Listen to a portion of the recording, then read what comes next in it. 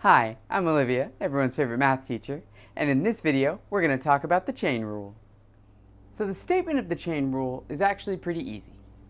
Basically, this is simply our quick method of doing a derivative when we're talking about composing functions. So just like before when we looked at limits, we had the situation of we talked about what do we do when we have a constant term, what do we do when we're adding, what do we do when we're subtracting, multiplying, dividing, and then it took us a little while until we eventually got to composition. Well, the same thing is here with doing derivatives. We talked about when we have the constant, we talked about adding, we talked about subtracting, we talked about multiplying, we talked about dividing. Took us a little while, and now we're to the point where we can talk about composition. And that's what the chain rule is doing.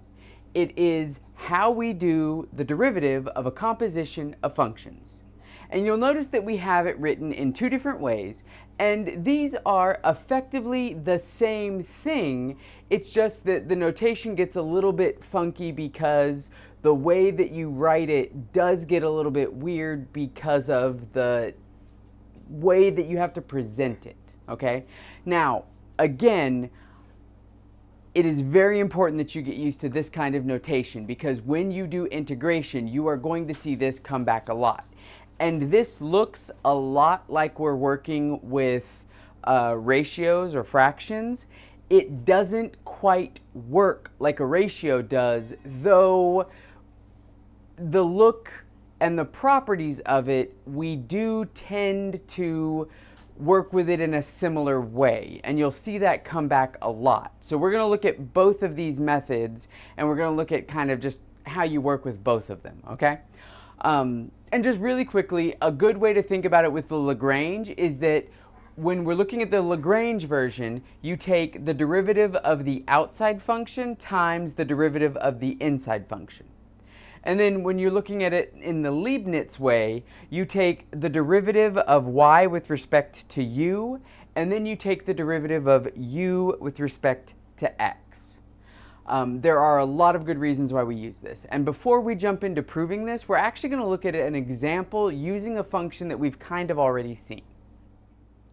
So before we get to the proof, I wanted to go ahead and do an application of this using a very simple derivative that you can do with the power rule. So this is an example of one that we did earlier where this was in the denominator of a quotient rule problem. However, we wanted to look at this using the chain rule just to show how, again, we can approach these problems in multiple ways. So what I'd like you to do is go ahead and try this in three ways. Use the chain rule with Lagrange notation, the chain rule with Leibniz notation, and then just do it with the power rule. And I'm going to show the answer in 3, 2, 1. How'd you do? Now, one thing to notice is that when we did the Leibniz notation, because we were working with the variable t, the only real change we had to make was that instead of saying dy dx, we had to do dy dt. That's a simple notational thing that you need to make sure, because when we're writing this notation, we're talking about taking the function y, the derivative with respect to u, and then u with respect to t. That's what that notation means.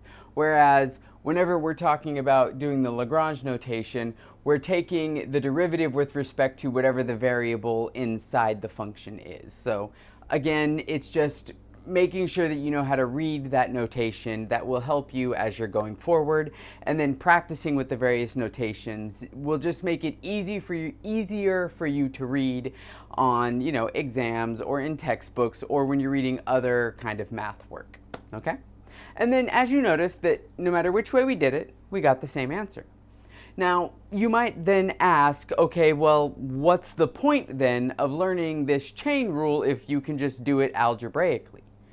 And one answer is maybe you like using this better because sometimes it'll be faster. For example, when this was in the quotient rule, it probably would have been a lot faster to do the chain rule instead of doing the algebra then the quotient rule. You could simply do the quotient rule with the chain rule.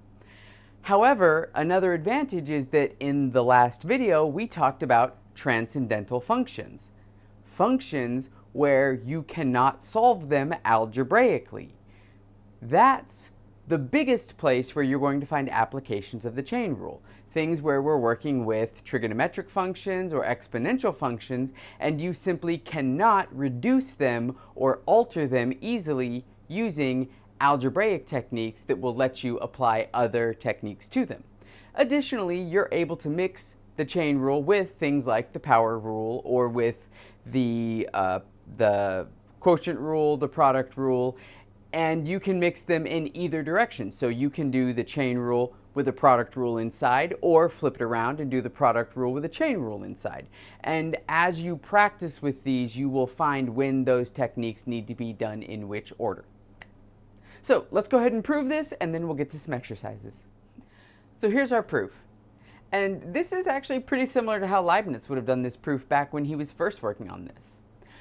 We're going to start with our assumptions, and it's that the derivative of g of x and the derivative of f at g of x exist at some a. So then we go ahead and define f as being the composition of f and g, so we take the derivative of capital F, which we're going to use the original definition of the derivative because we're taking the derivative at some point.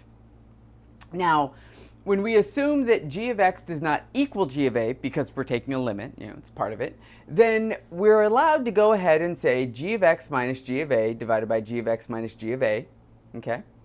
Because it's 1. Multiply it through, a little bit of algebra, and we can flip those. Now, because we're taking the limit here, that means that when we distribute that limit, we have, this is the derivative of g of x. And this is the derivative of f at g of x.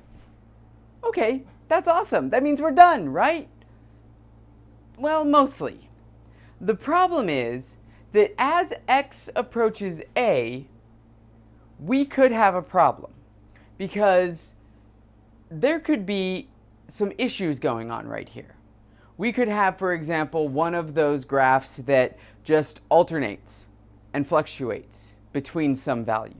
We could have this becoming 0. We could have a lot of situations going on there that would cause this part to become undefined. So basically what we've done is we have potentially introduced a discontinuity. And this was something that wasn't really addressed in Leibniz's original dealings with the chain rule. So what we need to do is we need to address that discontinuity that we introduced. And so what we do is we cleverly introduce a piecewise function that simply removes that discontinuity based on our assumption that this entire chain rule only works if this derivative exists at that a. And so to do this, we say, okay, so if we get to this point, g of a, right, okay, then we're going to introduce our piecewise function p of m such that we will be using the original limit here when m is not equal to g of a. But we'll use our derivative that we know exists when m does equal g of a. So now if we simply replace this part with that piecewise function, we take that limit as x approaches a. So if x is able to get to a, right, via the replacement, then that means that we have g of a. So we're here, which means this piece becomes that derivative. So then we get f prime of g of x times g prime of x, which is our chain rule. However, if we don't get there, that means that we can go ahead and factor back out this piece that we included, which means, f prime is that original derivative.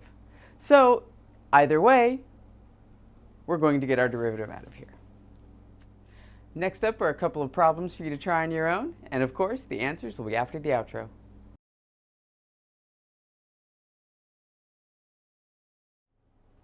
I hope that brief discussion of the chain rule helped you out. If you have any questions, as always, feel free to drop into the comments or join us on Discord. And the answers to the exercises are coming up next.